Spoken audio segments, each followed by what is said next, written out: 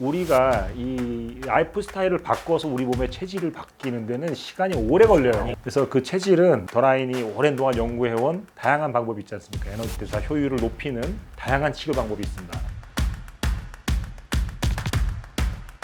안녕하세요. 더라인 성형외과 주정입니다. 네, 더라인 성형외과 정유석입니다. 더라인 성형외과 김윤건입니다. 오늘의 주제는 우리 뭘 하기로 했죠? 라스트 다이어트에 대해서 오늘 이야기를 해보도록 하겠습니다. 라스트, 마지막 다이어트. 그렇죠. 라스트 다이어트. 아주 트랜스포메이션 시킨다는 다이어트. 그리고 라스트 계속 쭉 지속되는 지속되는. 그거 없던 건데 이거 애드립이야, 애드립. 오케이, 그럼 자 라스트 다이어트는 라이프 스타일 트랜스포메이션. 그리고 마지막으로 하는 다이어트. 그렇습니다. 야, 이름 잘 졌네. 라스트 다이어트.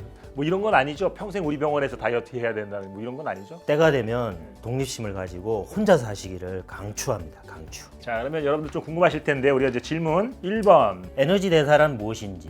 에너지 대사 그러면요. 많이들 그 복잡하게 생각하세요. 심지어는 의사 선생님들도 되게 복잡하게 생각해요. 이거 설명하라면 잘 설명 못합니다. 에너지 대사라고 하는 거는 우리가 생존을 위해서 음식을 먹습니다. 그 음식을 에너지로 바꿔서 우리 몸의 세포 하나하나가 생존하고 기능하는데 필요한 에너지를 공급하는 대사를 우리가 에너지 대사라고 합니다. 네, 아주 명쾌한 설명이십니다. 제가 설명했으면 훨씬 더 어렵게 했을 겁니다.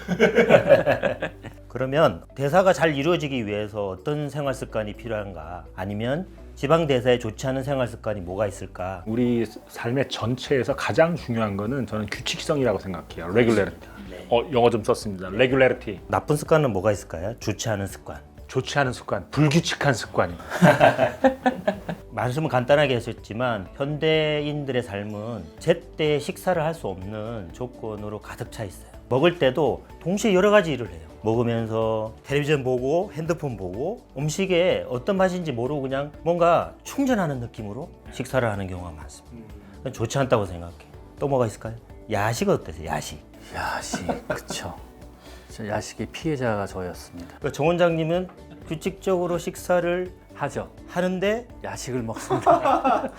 아니, 정확하게 말씀하셔야죠. 야식을 먹임을 당하십니다. 그렇죠. 야식을 안 먹으면요 장모님이 맛있는 걸 안 해주세요. 그래서 어쩔 수 없이 먹어야 계속 맛있는 걸 해주셔서 좀 먹는데 최근에 제가 한 4kg 쪘었거든요.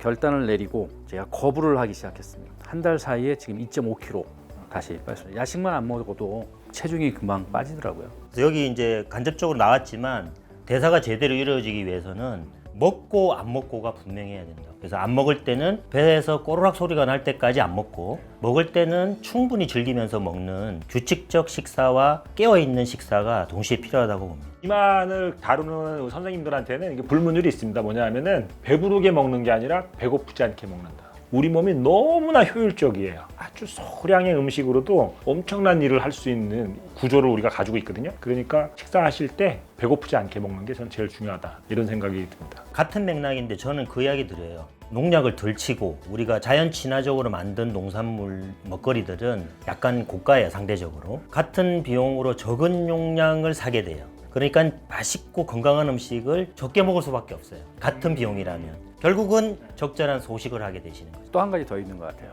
허겁지겁 먹는 거. 천천히 꼭꼭 씹어 드시는 게 굉장히 중요한 것 같아요. 제가 그 나쁜 습관을 갖고 있었는데 빨리 먹다 보니까는 포만감을 느끼기 전에 많은 양이 이미 섭취가 되는 거예요. 내가 지금 포만감을 느끼지 않았지만 이미 섭취한 양은 많은 거예요. 나중에 이 양은 어마어마한 양이 되는 거예요. 그게 이제 나중에 쌓이면은 건강에도 안 좋고 비만도 유발할 수 있는. 그래서 천천히 먹는 습관도 굉장히 중요한 것 같습니다. 그러면 세 번째는 이렇게 개선하기 위해서 집에서도 할 수 있을까요? 아니면 꼭 병원에 와야 될까요? 하는 질문이 있더라고요.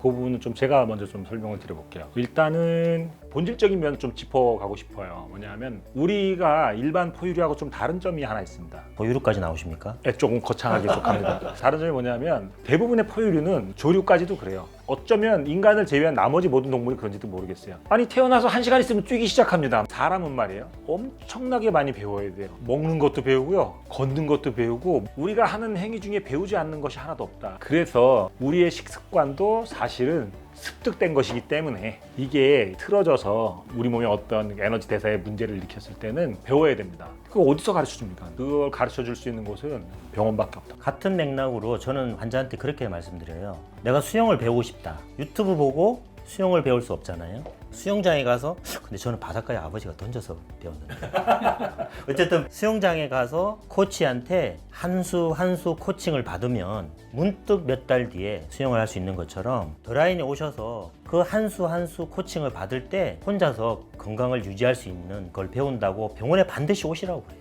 병원에 오는 게 치료라고. 또 한 가지가 또 있어요, 선생님. 우리가 이 라이프 스타일을 바꿔서 우리 몸의 체질을 바뀌는 데는 시간이 오래 걸려요. 엄청 걸립니다, 엄청. 그래서 다 지쳐서 나가 떨어지는 거예요, 다이어트 하다가. 그래서 그 체질은 더라인이 오랜 동안 연구해온 다양한 방법이 있지 않습니까? 에너지 대사 효율을 높이는 다양한 치료 방법이 있습니다. 그래서 이거는 병원에서밖에 접속이 안 되죠. 안타깝게도. 저희가 여기서 딱 알려드릴 수 있으면 좋겠는데, 그죠? 사실 기본적인 걸 잘하는 연습을 병원에 와서 배운다고 생각하시면 될 것 같아요. 그 다음에 이제 우리 비만 체질을 알 수 있는 몇 가지 체크리스트를 한번 준비해봤는데요. 첫 번째부터 한번 오픈해볼까요?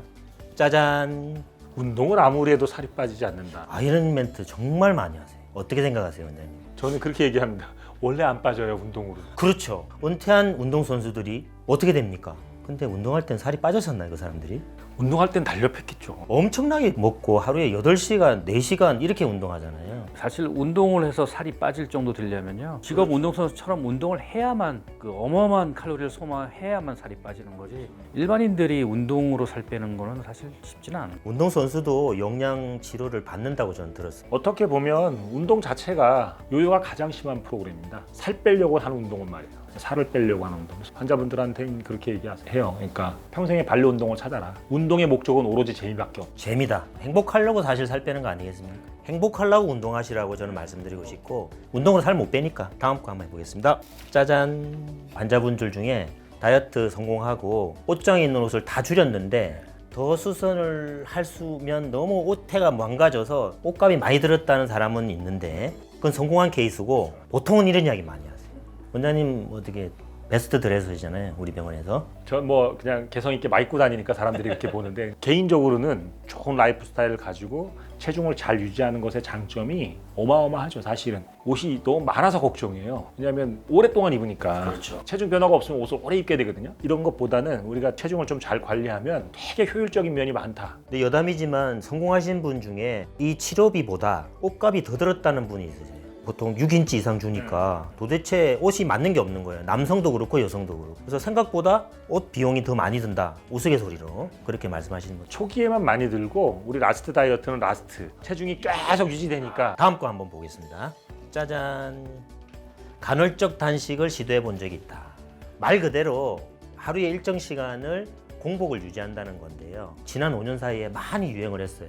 그래서 어떤 분들은 일주일에 한 번 하는 사람, 어떤 분들은 일주일에 3일 하는 사람, 하루 중에서 8시간 하는 사람, 12시간 하는 사람. 요즘에는 간헐적 단식을 그냥 상식 수준으로 넘어간 것 같아요. 우리들의 원래 규칙적인 삶 자체가 간헐적 단식이 포함되어 있습니다. 그렇습니다. 제가 설명을 드려보면, 아침에 이제 일어나서 눈 뜨고 첫 번째 식사를 해요. 5시간 뒤에 두 번째 식사하고, 그다음에 또 5시간 뒤에 세 번째 식사를 해요. 이렇게 하게 되면 우리가 음식을 먹고 지나가는 시간은 10시간밖에 안 돼요. 그럼 14시간이 자연스럽게 그냥 간헐적 단식이에요. 그러니까 우리의 삶 자체가 간헐적 단식인 걸 그렇죠. 가지고 거기다가 간헐적 단식이라는 이름을 갖다 붙이면 우리는 뭔가를 또 해야 되는 그런 복잡한 문제들이 생기거든요. 저는 그런 복잡한 문제들을 많이 제거하고 조화롭게 만들어 놓은 방식이 저희 방식이죠. 우리는 환자한테 최대한 부담이 없으면서 평생 유지 가능한 그런 걸 많이 고민했었죠. 그러니까 환자분들이 뭘 했는지 모르겠다는 얘기를 하시죠. 결과적으로는 원하는 건강과 체중 변화를 얻으시죠. 조금만 움직여도 금방 피곤해진다. 그걸 예전에는 만성 피로 혹은 여러 가지 피로설로 이야기를 했는데, 요즘에는 피로로 다루지는 않아요. 부신 피로 이런 이야기 들어보셨죠? 근데 요즘에는 이렇게 보지는 않고요. 식사하고 바로 앉아 있는다. 이런 분 많으십니다. 저는 식사하고 바로 앉아 있는 것보다는 식사를 많이 하는 게 더 문제인 것 같고. 아까 계속 나왔던 이야기네요. 그러네요. 불규칙하고 과식을 한다. 그다음에 배고프지 않은데 습관적으로 먹는다. 여기에는 많은 칼로리 면이 아니라 심리적인 면이 있어요. 왜냐하면 다이어트를 하러 오시는 많은 분들 중에 사실 허전해서 먹는 분들이 있거든요. 이를테면 가족의 구성원 중에 누군가가 떠났다. 허전해서 드신다는 분들이 많이 있었던 것 같아요. 그래서 넣어놨습니다. 어떠세요? 원장님 습관적으로 드세요? 전 뭐 습관적으로 안 먹습니다. 저는 습관적으로 먹임을 당합니다. 이거 조 원장님이 해당 사항이 있으시죠? 예. 포병 장교로 군복무를 했기 때문에 포병은 3보 이상 승차. 그뭐 그런데 정말로 이게 우리 삶에서 지배하고 있는 게 담배 사러 갈 때도 가벼운 뭐 음료수 사러 갈 때도 차로 가신답니다. 특히 올해처럼 추운 때는 더 차로 다니신대요. 간식을 챙겨 다니시는 분도 있으십니다. 다이어트가 될 것 같지가 않으시죠? 네, 이건 뭐 사실 이 체크리스트가 무슨 답이 있는 건 아니지만 그쵸? 네. 반 정도 이상 걸친다 한다면 체중 감량을 목표로 하는데 반대의 삶을 살고 있지 않는가, 그걸 한번 돌아보시라고 임의적인 체크리스트를 한번 만들어 봤습니다. 오늘은 라스트 다이어트에 대해서 기본적인 질문하고 체크리스트를 한번 알아봤는데요. 더 자세한 라이프스타일 검진하고 혈액 검사를 분석하는 것은 직접 오셔서 상담하시는 걸 추천드립니다. 알겠습니다. 그럼 하여튼 요 한 꼭지 한 꼭지는 다음에 또 따로 한번 좀 얘기 한번 해보시죠. 뭐 여러 가지하고 관련이 있는 것 같아요. 마무리 하실까요? 오늘은 저희 더라인의 역작 라스트 다이어트에 대해서 개요적인 설명을 드렸고요. 그 다음에 이제 비만의 체크리스트 좀 설명을 드렸는데, 그 라스트 다이어트를 통해서 우리가 행복한 삶을 가져갈 수 있다. 다음에 이런 내용들을 좀 더 집중적으로 다루고 생각해보는 시간을 한번 갖겠다. 이렇게 좀 생각해 주시면 좋겠습니다. 이걸 꾸준하게 보시려면 구독과 좋아요를 눌러주십시오. 비만은 당신 탓이 아닙니다.